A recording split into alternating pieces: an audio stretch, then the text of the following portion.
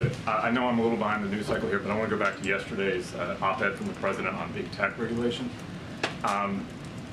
In Washington State, we've got the chairs of both the Senate and House Commerce Committees, and Congresswoman Morris Rogers put out a statement saying, essentially, great, let's do it. Let's put forward this bill that passed her committee almost unanimously last Congress, the Data Privacy Protection Act.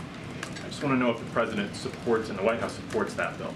So the president has long called for strong privacy protections. That is something that he's been doing and calling for since almost the beginning of his administration. We are heartened to see bipartisan cooperation continue on this important issue, on this critical issue.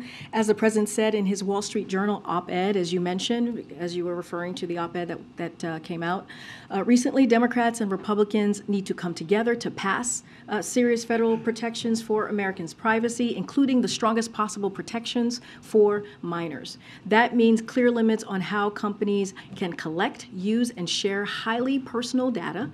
We welcome, to your question, we welcome the partnership of Senator Cantwell, our Chairwoman Morris Rogers, Congressman Pallone, and others in getting a bipartisan product to the president's desk that protects our privacy and also protects the privacy of our children. We think this is a critical, important issue, and again, we'll continue to call for this. The key point on that has been specifically the pushback from California lawmakers worried about preempting state laws like California's. Does the president believe that it's important to have a strong, like a national standard for data privacy, even if it's weaker than individual state laws? So look, I don't have any news to make about specifics of the pieces. That's what's the specific pieces of the legislation. I'll just say this: we look forward to working with both parties and both houses to get privacy and other tech legislation done. We think again it's important for the protection of the protection of privacy is important for